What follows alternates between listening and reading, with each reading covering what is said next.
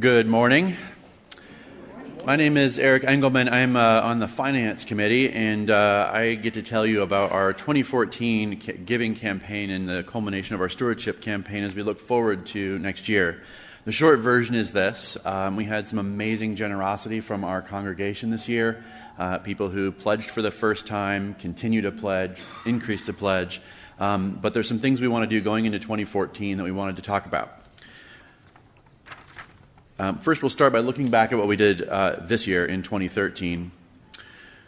We budgeted for about $554,000, and this covers the three main parts of what we wanted to accomplish in 2013. The biggest chunk of this is the fixed expenses that make this amazing organization run. The mortgage payments, paying for utilities, paying the salaries of pastor and staff, the insurance, every program that we operate that you all know and love. The maintenance of the building, worship, and apportionments. But we'd also aim to pay additional mortgage principal, and we'd aim to have 2 part-time positions. And some of you may know Don DuPont was doing the parish assistant position, but accepted another one at Trinity Lane. And Susan Camp was doing the facilities coordinator position. We've opted not to fill both of those positions going forward because we're concerned we can't afford them. This is how it kind of looks. We ended up with about $519,000, or we think we will, for 2013 giving.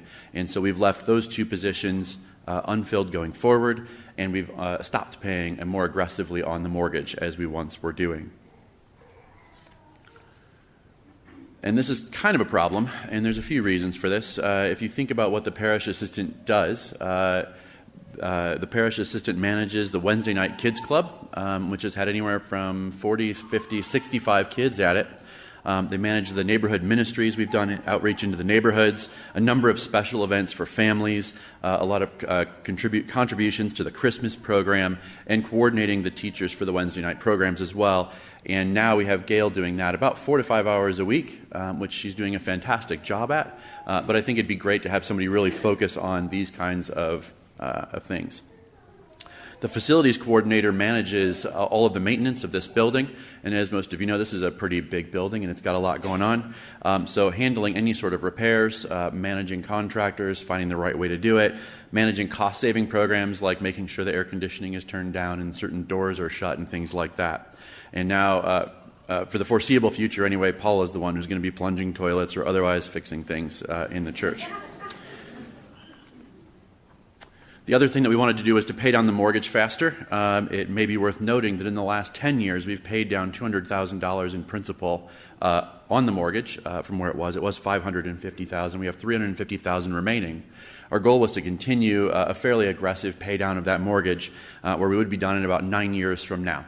But unfortunately, we decided that was probably not going to be possible with current giving, so we backed it up a bit, and now we're going to be paying it off in 18 years.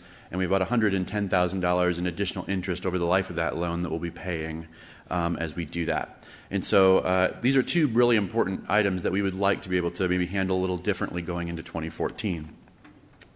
So we'll talk a little bit about how it's going to work going forward. If we take just the things we'd planned last year, the $554,000, just the increases in salaries and expenses that we expect, it's about a 3% increase in all of those things, gets us to about $571,000.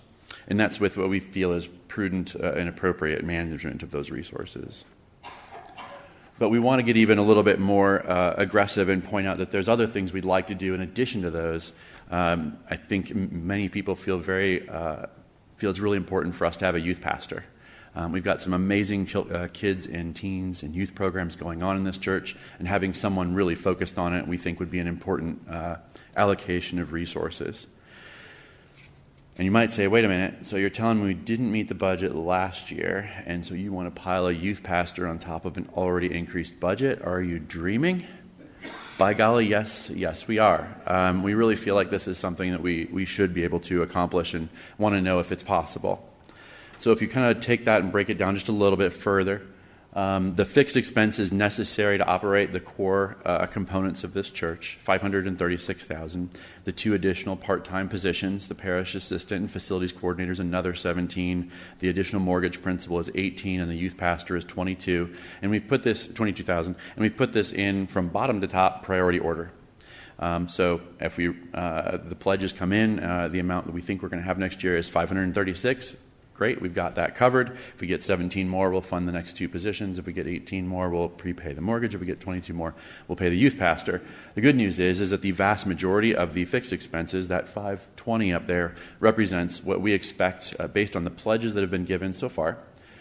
We expect about $520,000 in income next year, which is within pretty darn good shooting distance of where we need to be for that base piece. But it doesn't quite cover all of the things I think we would aspire to be able to do. And our thought is to let the congregation decide, essentially. This isn't something where we're making this up, and we feel like this is what we hear the congregation telling us, and it's our responsibility as a congregation to decide. So we have a couple of options, I think, as members of this church to decide how we respond to that. If you haven't pledged already, you can pledge today. There's a green card like this in your either in the pews, and if not, there's some in the back that you can take a look at. If you have already pledged, you can increase your pledge if you feel like these are appropriate things that you want to help make happen. For many people, the opportunity of making a one-time gift. It's almost the end of the year. There might be tax advantages or other reasons you might make a one-time gift if it's possible. But there's also things that you may be able to do that aren't necessarily financial in nature. You could certainly volunteer to help in other ways. Perhaps we could do some or all of those positions with volunteers who would take them on. If you fill out this card, you can put it in the corresponding envelope. And you should also put your name on it, because I forgot to put a field on there to put your name on it. It would be important for us to know your name. And you can put it in there. But the end result is we're going to let the congregation decide essentially what we do. Until about December 15th, we're going to use that date as our cutoff date to decide how to respond to your pledges. And we've put this out in the narthex. There's a chart like this. We'll update it every week with what we know. It's essentially those same components with the same numbers, and we'll fill it in based on how high we get, and the higher we get, the more we can do. And we will build our budget for 2014 based on that information. So thank you very much for your generosity so far. We'd really like to see if we can get some of these other things done as well. Appreciate your generosity. Thank you.